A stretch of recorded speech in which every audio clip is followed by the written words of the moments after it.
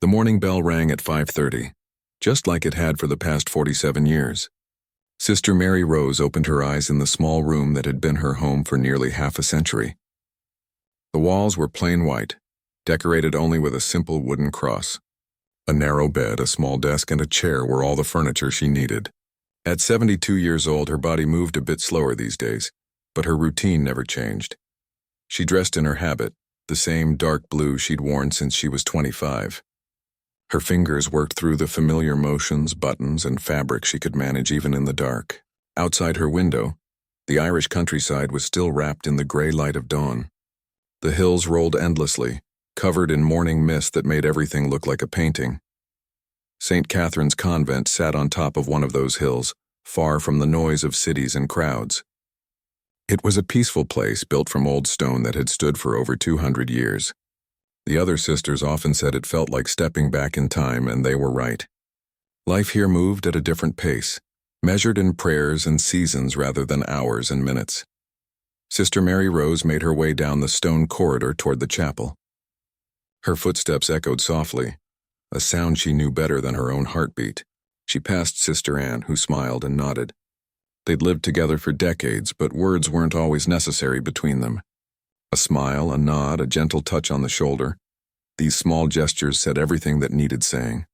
The chapel was her favorite place in the whole convent. Stained glass windows caught the early morning light, throwing colors across the wooden pews. She knelt in her usual spot, third row from the front on the left side, and began her morning prayers. The Latin words came easily after so many years. This was her life, simple, quiet, devoted. But there was something the other sisters didn't know about her, something she rarely allowed herself to think about anymore. After morning prayers, the sisters gathered in the dining hall for breakfast. Oatmeal, toast, and tea, nothing fancy, but it was warm and filling. The younger sisters chatted quietly about the day's tasks. There was laundry to do, gardens to tend, and visits to make to the elderly folks in the nearby village. Sister Mary Rose listened more than she spoke. She'd always been that way, even before she came here. The common room was where the sisters spent their free time in the evenings. It had comfortable chairs, shelves full of books, and windows that looked out over the gardens. And in the corner, covered with a faded cloth, sat an old upright piano. Nobody played it anymore. The wood was scratched and faded, and several of the keys stuck when you pressed them. It had been donated to the convent years ago by a family in the village, but it just sat there, mostly forgotten. The sisters used it as a table sometimes, stacking books and papers on top of the closed lid. Sister Mary Rose walked past that piano every single day. Sometimes, when she was alone in the room, she would stop and look at it. Her fingers would twitch slightly at her sides, remembering something her mind tried hard to forget. But she never touched it. She never lifted the cover or pressed a single key. Mother Superior had made the rules clear many years ago. They were here to serve God, not to pursue personal pleasures or vanities. Music was for worship only, and the organ in the chapel served that purpose perfectly well. There was no need for anything else. What nobody knew was that before Sister Mary Rose had taken her vows, before she'd come to this quiet convent on the hill, she'd had a different name and a completely different life. She'd been born Catherine Sullivan in Dublin, the only child of a widowed mother who worked as a seamstress. Money was always tight, but her mother had sacrificed everything to give her daughter one precious gift: piano lessons. Catherine had been 7 years old when she first sat at a piano in her teacher's cramped front room. The moment her small fingers touched those keys, something inside her had awakened. She practiced for hours every day, driven by a passion she couldn't explain. While other children played in the streets, Catherine was at the piano, learning scales and etudes, pouring her whole heart into the music. Her teacher said she had a rare gift, the kind that only came along once in a generation. By the time she was 18, Catherine Sullivan was studying at the Royal Irish Academy of Music. She performed in concerts, won competitions, and music critics wrote about her in the newspapers. They called her a rising star, a prodigy, someone destined for greatness. She traveled to London, Paris, and Vienna, playing in beautiful concert halls for audiences who stood and applauded until their hands hurt. She was 24 years old, standing on the edge of everything she'd ever dreamed of. When her world fell apart, her mother got sick, cancer, the doctors said. Catherine came home to take care of her, putting her career on hold. She sat by her mother's bedside for 6 months, watching the woman who'd given her everything slowly fade away. On quiet evenings, she would play the old piano in their small apartment, and her mother would smile even through the pain. 2 weeks after her mother's funeral, Catherine walked into St. Catherine's Convent and asked to stay. The Mother Superior at that time had been surprised. Young women from the city didn't usually choose this kind of life. But Catherine's eyes had held such deep sadness and determination that the older woman had understood. Sometimes people came to convents not because they were running towards something, but because they were running away. Catherine Sullivan became Sister Mary Rose. She took her vows, gave up her old life, and tried to give up her old self. For 47 years, she'd kept that promise. She prayed, she worked, she served. She never complained, never asked for special treatment, never mentioned her past. But late at night, alone in her small room, she sometimes dreamed of music. She'd wake up with her fingers moving against the blanket, playing pieces she hadn't thought about in decades. In those half-awake moments, she could hear Chopin and Mozart, Beethoven and Brahms, as clearly as if someone was playing in the next room. The current Mother Superior was a stern woman who ran the convent with firm rules and high expectations. She believed that the sisters should focus entirely on their spiritual duties, without distractions or attachments to worldly things. Sister Mary Rose had never questioned this. She'd chosen this life, and she'd accepted everything that came with it. But sometimes when she walked past that old piano in the common room, something ached deep in her chest. It was a feeling she couldn't name, wouldn't let herself name. She'd tell herself it was nothing, just a moment of weakness, a silly attachment to things that didn't matter anymore. Yet the feeling never quite went away. On this particular morning, as Sister Mary Rose finished her breakfast and prepared for the day's work in the garden, she had no idea that everything was about to change. She didn't know that in 3 days' time, a group of strangers would arrive at the convent gates with cameras and questions. She didn't know that a curious young woman would uncover the secret she'd kept buried for nearly 50 years.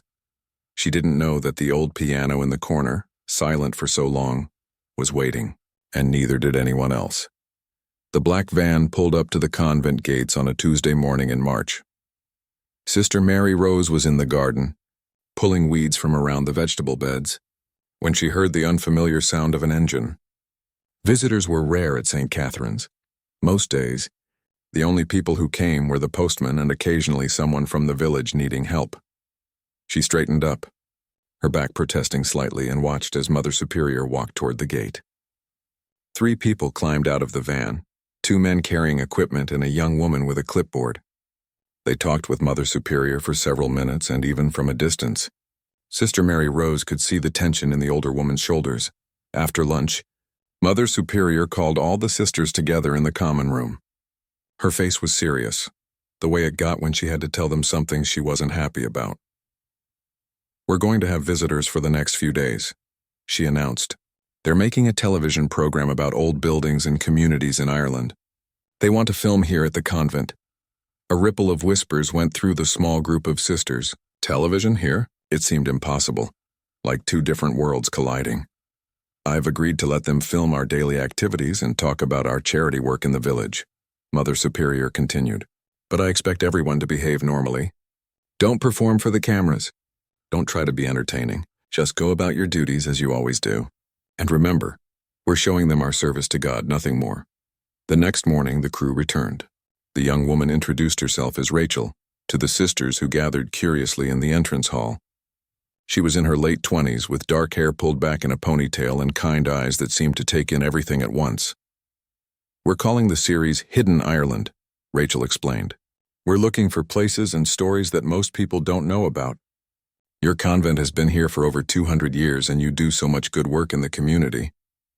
We think people would love to hear about it." Sister Mary Rose stayed in the background, as she always did. She had no interest in being on television. The whole thing made her uncomfortable. This was supposed to be a place of peace and quiet, away from the world's noise and attention. Over the next 2 days, the crew filmed everything. They followed the sisters to morning prayers, watched them work in the garden, and went with them on visits to elderly people in the village. The younger sisters seemed nervous at first, but gradually relaxed. Sister Anne even made the camera operator laugh when she told a story about their rooster, who thought he was a guard dog.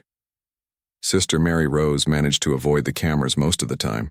She'd duck into a different room when she saw them coming, or find sudden urgent tasks that needed doing elsewhere. Rachel noticed, though. The young woman had sharp eyes and seemed to pick up on things others missed. On the third day, the crew was setting up their equipment in the common room. One of the men was adjusting lights while the other tested the sound. He was fiddling with his equipment when his elbow knocked into something. The faded cloth that covered the old piano slipped off and fell to the floor. "Oh, you've got a piano," he said, pulling the cloth back. "Does anyone here play?" The sisters who were in the room looked at each other. Sister Anne opened her mouth, then closed it again. Young Sister Claire, who'd only been at the convent for 3 years, spoke up without thinking. "Sister Mary Rose used to play," she said brightly. "Before she came here, I mean. Someone told me that once." The words hung in the air for a moment. Sister Mary Rose, who'd been arranging flowers by the window, felt her heart skip. She turned slowly, her face flushing warm. Rachel's head snapped up from her clipboard. "Really?" Her voice was casual, but there was something sharp in her interest now, like a hunting dog catching a scent. "It was nothing," Sister Mary Rose said quietly. "A long time ago? I don't play anymore. How long ago?" Rachel asked, moving closer. Mother Superior appeared in the doorway as if she'd sensed trouble brewing. "Sister Mary Rose has been with us for 47 years, she said firmly. "Whatever she did before that is in the past, where it belongs. We don't dwell on our old lives here." Rachel nodded, but Sister Mary Rose could see the questions building behind the young woman's eyes. She excused herself quickly and left the room, her hands trembling slightly. It had been years since anyone had mentioned her past, and hearing it spoken out loud felt like opening a door she'd kept locked for decades. That evening, after the crew had left for the day, Rachel sat in her hotel room in the village with her laptop open. She couldn't shake the feeling that there was more to Sister Mary Rose's story. The way the elderly nun had reacted, the way Mother Superior had shut down the conversation so quickly, it all suggested something significant. She typed "Mary Rose Pianist Ireland" into the search engine, but nothing came up. Of course it wouldn't. That was probably a name she'd taken when she joined the convent. But what had Claire said before she came here? That was 47 years ago, which would be 1978 or so. Rachel tried different searches. Irish pianist 1970s brought up several names. Pianist disappeared Ireland gave her some interesting results. Then she tried Catherine Sullivan pianist on a whim, and her screen filled with results. She clicked on the first link, a scanned newspaper article from the Irish Times, dated April 1978. The headline read, "Rising star Catherine Sullivan retires from music at peak of career." Rachel leaned closer to her screen, reading quickly. The article talked about a young pianist who'd been making waves in the classical music world. She'd performed across Europe, won prestigious competitions, and been called one of Ireland's greatest musical talents in a generation. Then, suddenly she'd withdrawn from a major concert series and disappeared from public life. The article quoted her agent saying only that, "Miss Sullivan has chosen to pursue a different path." Rachel clicked through more links. Concert reviews praising Catherine Sullivan's extraordinary emotional depth and technical brilliance. Programs from performances in London, Paris, and Vienna. A photograph from 1976 showing a young woman with dark hair at a piano, her head tilted slightly as she played, her face filled with concentration and joy. Rachel stared at that photograph for a long time. Then she pulled up another window on her laptop and found the footage they'd shot that day. She scrolled through until she found a clear shot of Sister Mary Rose in the background, arranging those flowers by the window.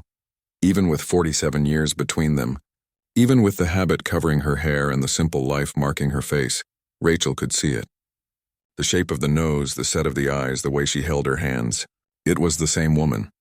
Catherine Sullivan, the brilliant pianist who'd vanished at the height of her career, had been living in a remote Irish convent for nearly half a century. And apparently nobody knew. Rachel sat back in her chair, her mind racing. This was an incredible story, not just about the convent or their charity work, but about art and sacrifice, about gifts given up and roads not taken. This was the kind of human story that could really touch people, but there was a problem. Mother Superior had made it very clear that Sister Mary Rose's past wasn't up for discussion. And from what Rachel had seen, the elderly nun herself seemed to have made peace with leaving that life behind. Still, Rachel couldn't let it go. The next morning, she returned to the convent with a specific purpose. She found Mother Superior in her office and asked if they could talk privately. "I did some research last night," Rachel began carefully. "I think I know who Sister Mary Rose was before she came here." Mother Superior's face remained impassive, but her eyes grew colder. "What do you want?" "I'd like to ask her about it. Maybe film her talking about her past, or even—" Rachel took a breath. "Maybe she could play something. Just one piece. It would be beautiful to show that artistic gifts don't have to be abandoned when someone chooses a spiritual life." "No." The word was flat and final. "Absolutely not." "But don't you think Sister Mary Rose made her choice 47 years ago?" Mother Superior said, her voice hard as stone. "She gave up that life to serve God. She took vows. What you're suggesting would be a distraction, a step backward, a reopening of doors that were closed for good reason." "With respect," Rachel said carefully, "shouldn't that be her choice?" "It was her choice. She made it when she walked through our gates. We don't resurrect old lives here for entertainment, Miss Carter. We put them behind us and move forward in service." Rachel opened her mouth to argue, then saw the absolute certainty in the older woman's face. This conversation was over. As she gathered her equipment later that day for their final shots, Rachel felt frustrated and sad. She'd found an incredible story, but she wasn't going to be allowed to tell it. Sister Mary Rose had avoided her all morning, and Rachel didn't have the heart to ambush her with questions against Mother Superior's wishes. But as she was loading the van, she had one last idea. It was risky, maybe even wrong, but she couldn't leave without trying something. That night, Rachel set up one of their small cameras in the common room, hidden behind some books on a shelf. She left it recording overnight, aimed at the old piano in the corner. It was a long shot, probably nothing would happen. But something in her gut told her that Sister Mary Rose's story wasn't quite finished yet. Sister Mary Rose couldn't sleep that night. She lay in her narrow bed, staring at the ceiling while moonlight crept through her small window. The conversation from earlier that day kept replaying in her mind. No matter how hard she tried to push it away, Rachel had cornered her that afternoon in the garden, speaking quietly so the other sisters wouldn't hear. "I know who you were," the young woman had said gently. "Catherine Sullivan. I found the old articles, the concert reviews. You were amazing." Sister Mary Rose had felt her chest tighten. For 47 years, she'd kept that name buried. Hearing it spoken out loud felt like someone had reached into her past and pulled out something she'd carefully hidden away. "That person doesn't exist anymore," she'd replied, her voice barely above a whisper. "But you do," Rachel had said. "You're still here, and that gift you had, it's still part of you, isn't it?" Sister Mary Rose had walked away without answering. But now, hours later, lying in the dark, she couldn't escape the question. Was it still part of her? Had she really left Catherine Sullivan behind, or had she just locked her away in a room she was afraid to enter?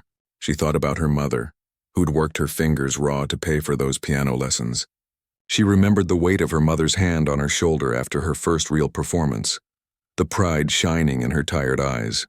"You have a gift, Katie," she'd whispered. "Something special. Don't ever forget that." But then her mother had gotten sick and the music had seemed so pointless in the face of death. What good were concert halls and applause when the person you loved most was slipping away? After the funeral, Catherine had felt hollow, like someone had scooped out everything inside her and left only an empty shell. The convent had seemed like a refuge then, a place where she could disappear, where she wouldn't have to feel anything anymore. Mother Superior at that time, a kind woman named Sister Bernadette, had understood. "Sometimes we come here to hide," she'd said. "But eventually, we have to decide if we're hiding from the world or finding ourselves in God." Sister Mary Rose had thought she'd found peace here. She'd built a life of routine and service, of quiet prayers and simple work. She'd convinced herself that giving up music was part of her sacrifice, part of what God asked of her. But if she was honest with herself, really honest, there was still a part of her that ached when she walked past that old piano. A part that heard music in the wind through the trees, in the rain on the windows, in the rhythm of her own heartbeat. She'd buried Catherine Sullivan, but maybe she'd buried her alive. The clock in the hallway chimed midnight. Sister Mary Rose sat up in bed, her heart pounding. She knew what she was about to do was wrong, or at least Mother Superior would say it was wrong. But suddenly, After 47 years of obedience, she felt a rebellion stirring inside her that she couldn't ignore. She slipped out of bed and pulled a cardigan over her nightgown. The stone floors were cold under her bare feet as she made her way through the dark corridors. Every step felt both terrifying and exhilarating. She was 72 years old, and she felt like a teenager sneaking out of her parents' house. The common room was dark except for the moonlight streaming through the windows. The old piano sat in its corner like a patient friend who'd been waiting all these years. Sister Mary Rose approached it slowly, her hands trembling. She lifted the cover, wincing at the small creak it made. The keys gleamed dully in the pale light, yellowed with age and neglect. Some of them were chipped. She could tell from looking that the piano was badly out of tune. For a long moment she just stood there, her fingers hovering over the keys, afraid to touch them. What if she'd forgotten everything? What if her hands, stiff with arthritis now, couldn't do what they used to? What if the music was gone? But then she thought about her mother again. She thought about the girl she'd been, the one who'd loved music more than anything. She thought about Rachel's question. It's still part of you, isn't it? She sat down on the bench and placed her fingers on the keys. The first notes of Chopin's Nocturne in E-flat major came out slightly off-key and hesitant. Her fingers felt stiff, unfamiliar with the movements they'd once known by heart. But as she continued playing, something remarkable happened. Her hands began to remember. It was like her fingers had stored the memory in their bones and muscles, waiting all these years to be released. The notes came more easily, flowing from somewhere deep inside her. Yes, there were mistakes, keys that stuck, notes that came out wrong, passages where her aged hands couldn't quite manage what her younger self had done effortlessly. But there was something else in the music too, something that hadn't been there 47 years ago when she'd been young and technically perfect. There was depth now, weight, a lifetime of sorrow and joy and acceptance woven into every phrase. Tears started rolling down her cheeks as she played, but she didn't stop. She played through them, played through the emotion that swelled in her chest until she thought it might crack her open. She wasn't just playing Chopin anymore. She was playing everything she'd never said, every feeling she'd pushed down, every dream she'd tried to forget. The music poured out of her like something that had been dammed up for too long. She moved from Chopin to Mozart, from Mozart to Brahms, pieces she hadn't consciously thought about in decades, but that came back to her as if she'd played them yesterday. Her fingers hurt. Her back ached from sitting, but she couldn't stop. She played for her mother, who'd sacrificed so much. She played for the young woman she'd been, full of dreams and terror. She played for all the years of silence, for all the times she'd walked past this piano and forced herself to keep walking.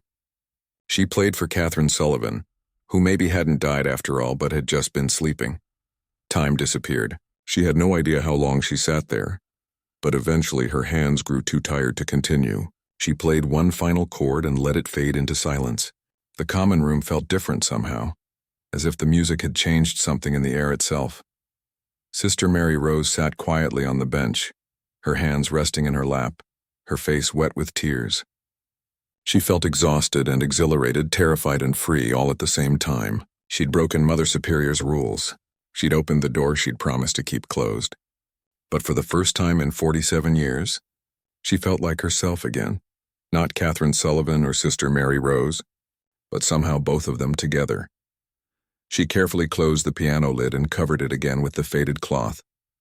Then she padded back through the dark corridors to her room, slipped into bed and fell into the deepest sleep she'd had in years. What Sister Mary Rose didn't know was that she hadn't been alone. The small camera Rachel had hidden behind the books had recorded everything. Every note, every tear, every moment of that midnight rebellion had been captured on film. And what neither of them knew yet was how much that 1 hour of music was about to change everything. The next morning, Sister Mary Rose woke with the regular 5:30 bell. For a moment she wondered if she'd dreamed the whole thing, but her fingers were sore, and there was a lightness in her chest that hadn't been there before. She dressed in her habit and went to morning prayers as usual, half expecting Mother Superior to somehow know what she'd done, to call her out in front of everyone. But nothing happened. The day passed like any other day.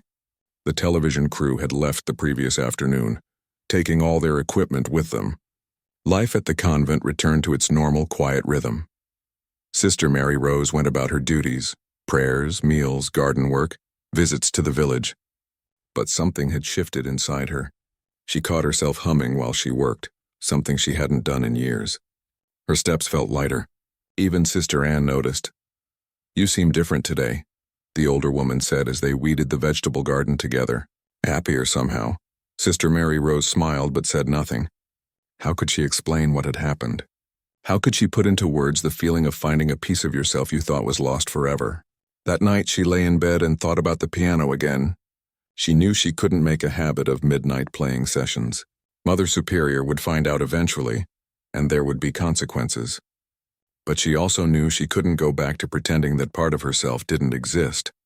For 47 years she'd believed that serving God meant erasing Catherine Sullivan completely. But maybe that wasn't right. Maybe God had given her that gift for a reason, and hiding it away wasn't humility, it was waste. She didn't know what would happen next. She didn't know how to reconcile the two parts of herself, the musician and the nun, but for the first time in decades she wanted to try. In a hotel room 2 hours away, Rachel sat at her laptop watching the footage from the hidden camera for the third time. She had chills running down her arms. What she'd captured was more than just beautiful music. It was raw, honest, deeply human. It was the sound of someone setting themselves free. She knew using this footage without permission was ethically complicated. But she also knew that what she'd witnessed was something people needed to see. This wasn't just Sister Mary Rose's story anymore. It was a story about everyone who'd ever given up their dreams, everyone who'd ever wondered if it was too late to reclaim lost parts of themselves. Rachel made a decision that would change everything. She was going to use the footage, but she would do it carefully, respectfully, in a way that honored Sister Mary Rose's dignity and privacy. She would tell this story not as an invasion, but as an inspiration. She had no idea yet just how big that inspiration would become. 3 months passed at St. Catherine's Convent with no word from Rachel or her crew. Sister Mary Rose had almost forgotten about the television program. Life had returned to its peaceful routine, though something had changed inside her. She still walked past the piano every day, but now when she looked at it, she felt less pain and more acceptance. That one night of playing had somehow been enough, not to satisfy her completely, but to remind her that Catherine Sullivan wasn't something to be ashamed of. She was helping Sister Anne fold laundry one Thursday afternoon when young Sister Claire came running into the room, her face flushed with excitement. "Mother Superior wants everyone in the common room right now," she said breathlessly. "The television program aired last night. People are calling. Lots of people." Sister Mary Rose felt her stomach drop. She followed the others to the common room, where Mother Superior stood beside the old television set they rarely used. The older woman's face was tight with an emotion Sister Mary Rose couldn't quite read. Anger, maybe, or shock, or something else entirely. "Sit down, all of you," Mother Superior said. Her voice was controlled, but Sister Mary Rose could hear the strain beneath it. "Something has happened that you all need to see." She pressed play on the video player. The television screen flickered to life, showing the opening credits of Hidden Ireland. Sister Mary Rose watched scenes of the convent she knew so well, the stone walls, the gardens, the chapel with its stained glass windows. Rachel's voice narrated, talking about their history and their charity work. Then the scene changed. The screen showed the common room at night, lit only by moonlight.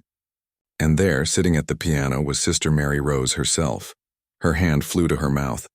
She watched herself lift the piano cover, saw her own trembling fingers hover over the keys. Then the music began and the room filled with the sound of Chopin's Nocturne. But it wasn't just the music. The camera had caught everything. The tears on her face, the way her whole body seemed to release something it had been holding for too long, the raw emotion in every note. Rachel had edited it carefully with respect, never showing her face clearly enough to identify her if you didn't already know who she was. The segment was titled simply, "The Midnight Pianist." Rachel's voice spoke over the final notes. "Sometimes the things we give up don't really leave us. They wait, patient and quiet, for the moment when we're ready to find them again." This woman played like someone finding her way home after a very long journey. The segment ended and Mother Superior turned off the television. The silence in the room was absolute. Sister Mary Rose couldn't breathe. They'd filmed her without permission. That private moment, that personal breaking open, had been shared with who knows how many people. She felt exposed, violated, and yet also something else. Something she couldn't name. "I've had 17 phone calls this morning," Mother Superior said quietly. "The television station has had hundreds. They want to know who you are. They want to interview you. The newspapers are calling." Sister Mary Rose stood up, her legs shaky. "I'm sorry," she whispered. "I didn't know.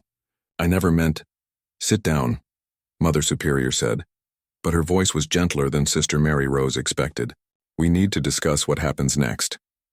What happened next was beyond anything any of them could have imagined. By the end of that week, the video clip had been shared on social media over 1 million times. People from all over the world were watching those few minutes of footage, and something about it touched them deeply. The comment sections filled with thousands of messages. "I gave up painting when I got married and had kids," one woman wrote. "I'm 63 now. Watching this made me cry.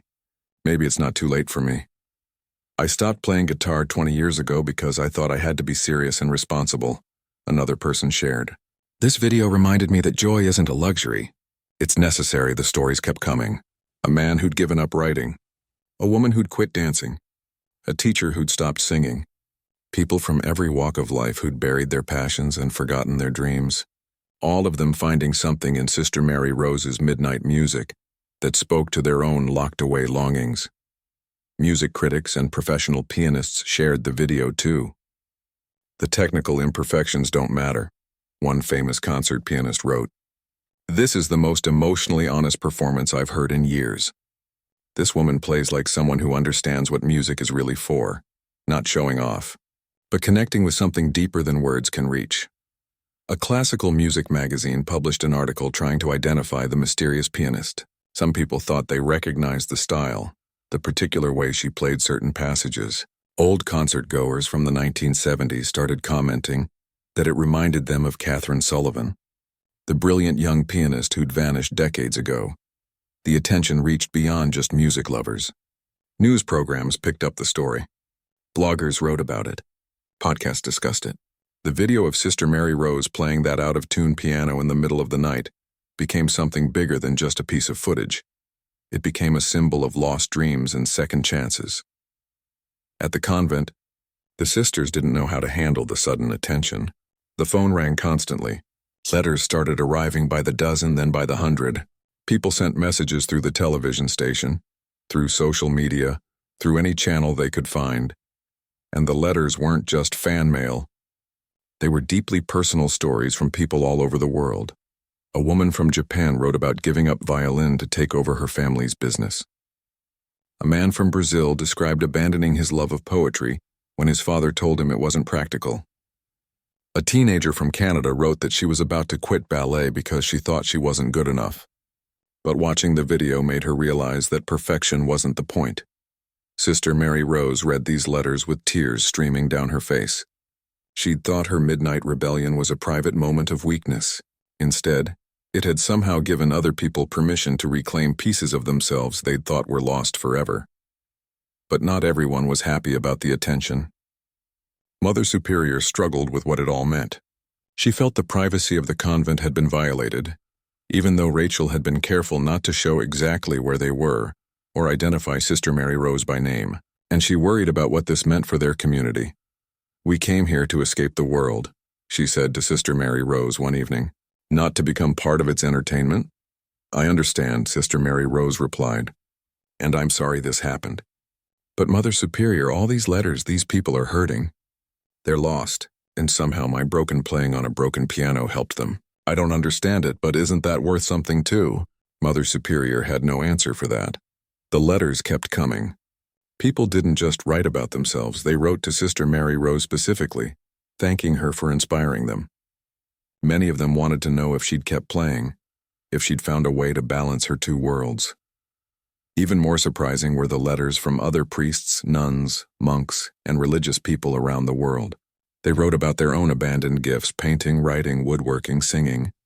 They'd thought that giving up these things was part of their sacrifice, part of what their faith required.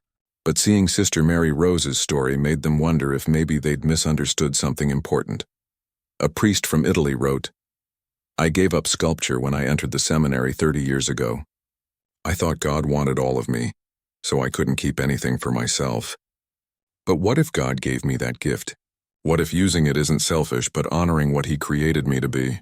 These letters started conversations in religious communities everywhere.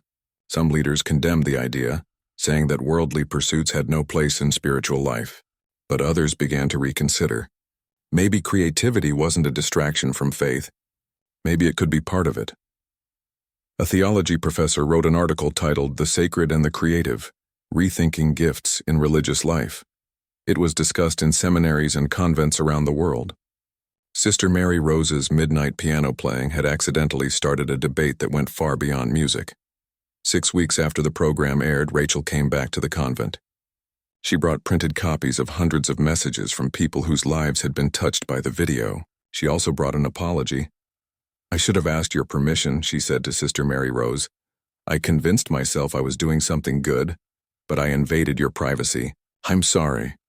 Sister Mary Rose looked at the stacks of letters, at the faces in the photographs people had sent showing themselves returning to their abandoned passions.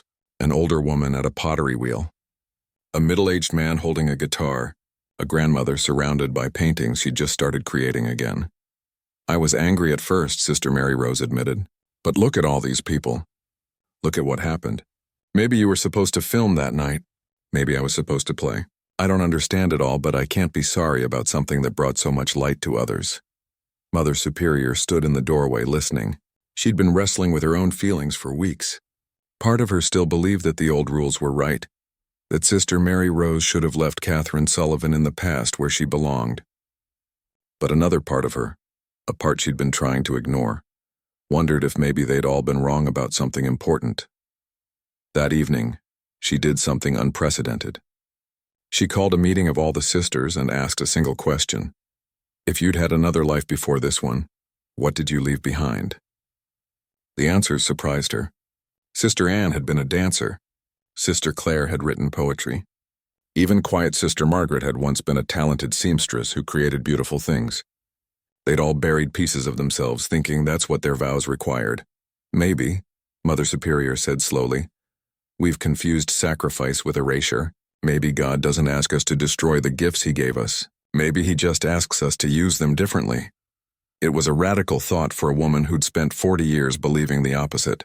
But watching the impact of Sister Mary Rose's music on so many hurting people, she couldn't deny that something sacred had happened through that supposedly worldly act.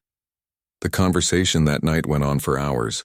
The sisters talked about faith and art, about service and self, about what it meant to give your life to God without giving up your humanity. They didn't reach any firm conclusions, but something had shifted in all of them. And Sister Mary Rose, sitting quietly in the circle, realized that her midnight rebellion had done more than just reclaim her own lost music. It had opened a door for all of them to reconsider who they were and who they were allowed to be.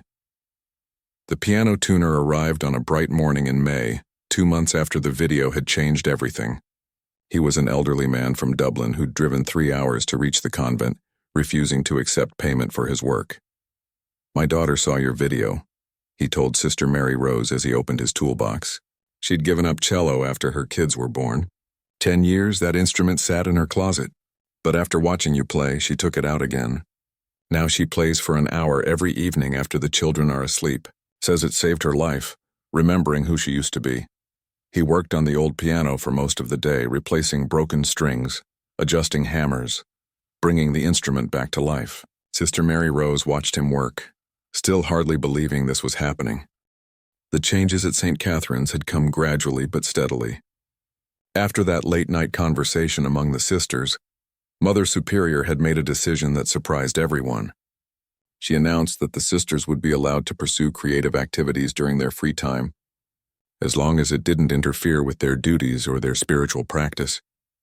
"We serve God with our whole selves," she'd said, her voice careful but firm. "And that includes the gifts He gave us before we arrived here." It wasn't a complete transformation. Mother Superior still held to strict routines and high expectations, but something had softened in her. Some rigid belief that had finally loosened its grip. She'd spent weeks reading letters from people who'd been inspired by Sister Mary Rose's story, and she couldn't deny the good that had come from it. Sister Anne had started teaching a dance class for children in the village on Saturday mornings. Nothing fancy, just simple movements and joy. The children loved it, and Sister Anne looked 10 years younger when she came back from those sessions. Her cheeks flushed and her eyes bright. Sister Claire had begun writing again, filling notebooks with poems during the quiet hours. Some of them were about faith, some about nature, some about the strange and beautiful experience of living in a place outside of time.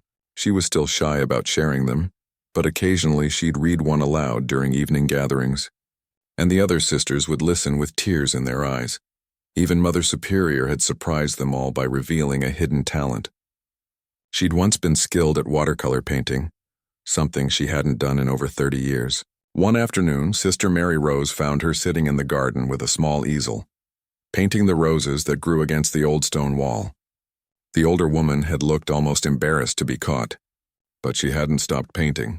As for Sister Mary Rose herself, the weeks since the video aired had been overwhelming and wonderful and terrifying all at once. The attention had gradually faded from the fever pitch of those first weeks, but the impact continued to ripple outward. A music school in Dublin had sent a letter asking if she'd consider teaching piano lessons to their students once a month. A hospice had written asking if she might come play for their patients. A prison chaplain had invited her to perform for inmates who rarely got to experience live music.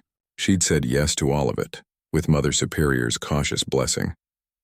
The most meaningful invitation had come from a group calling themselves second chance artists, people in their 50s. 60s and 70s who were returning to creative pursuits they'd abandoned decades ago. They met monthly in various cities around Ireland, and they wanted Sister Mary Rose to come play at their next gathering. She'd been nervous about that one. It meant leaving the convent for a whole day, traveling to Cork, being around strangers and attention.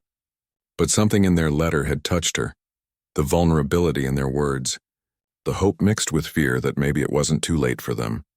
So on a Saturday in June, Rachel drove her to Cork. The young woman had become an unexpected friend through all of this. She still felt guilty about filming Sister Mary Rose without permission, but their conversations over the past months had built something genuine between them. The gathering was held in a community center, and Sister Mary Rose was shocked by how many people were there. At least 80 people filled the room, painters with their canvases, writers with their notebooks, musicians with various instruments, dancers in comfortable clothes, sculptors with clay under their fingernails. They were all ages, though most were older. Many of them had gray hair and weathered faces and hands that showed the years. But there was something else in their eyes, too. A spark of excitement, a hint of fear, a determination to reclaim something they'd lost. A woman named Patricia, who seemed to be organizing things, welcomed Sister Mary Rose warmly. "You don't know what you've done," she said, gripping the elderly nun's hands. "Every person in this room gave up their art for one reason or another. Kids, careers, people who told them it was foolish. And then they saw you playing that piano at midnight and they realized they didn't have to stay buried." Sister Mary Rose looked around at all those faces and felt tears welling up. She'd thought her moment of weakness had been a selfish indulgence. Instead, it had somehow given all these people permission to be themselves again. They asked her to play and she did. Not on an old out-of-tune upright this time, but on a beautiful baby grand that someone had brought for the occasion. Her fingers were still stiff with arthritis, still made mistakes. But she played with all the emotion she'd discovered that midnight months ago. She played Chopin, and as the music filled the room, something beautiful happened. People began to cry. Not sad tears, but the kind that come when something inside you breaks open and releases what it's been holding. When she finished, the applause was thunderous. But what moved her more were the faces. These people understood. They knew what it meant to bury a piece of yourself and then, against all odds, to dig it back up again. After she played, others shared their stories. Patricia talked about giving up painting when her husband told her it was a waste of time. She'd believed him for 30 years until she saw Sister Mary Rose's video and realized he'd been wrong. Now she painted every morning before work, and her apartment was full of canvases. A man named Thomas spoke about abandoning guitar when his father died, and he had to take over the family business. He'd resented his father for years, feeling like his dreams had been stolen. But picking up the guitar again at 62, he'd finally found peace. He could honor his father's memory and still be himself. The stories went on, each one different, each one the same. People who'd lost themselves and were now, hesitantly but hopefully, finding their way back. On the drive home, Sister Mary Rose was quiet. Rachel glanced over at her. "You okay?" "I never imagined," Sister Mary Rose said softly. "When I sat down at that piano in the middle of the night, I thought I was just being selfish. I thought I was failing at my vows. But maybe God can use our brokenness. Maybe He can take our mistakes and turn them into something that helps others." "Maybe it wasn't a mistake at all," Rachel said gently. The weeks that followed brought more changes. The convent received a donation of several thousand euros from an anonymous donor who'd been inspired by Sister Mary Rose's story.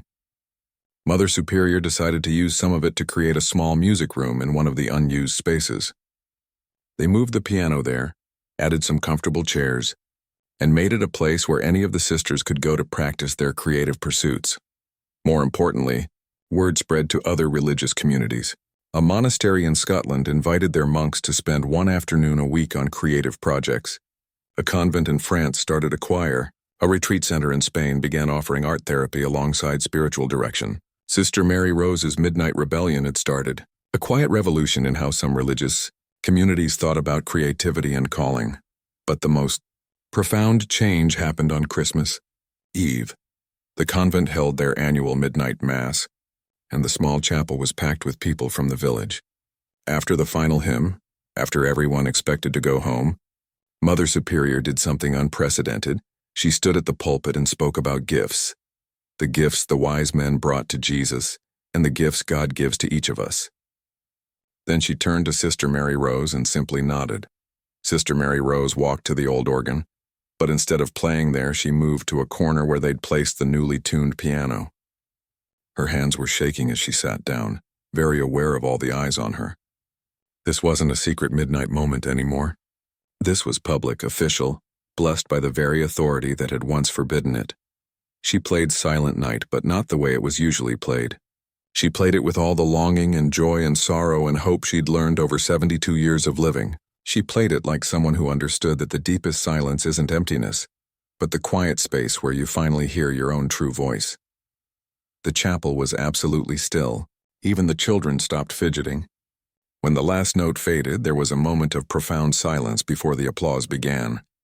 But Sister Mary Rose wasn't listening to the applause.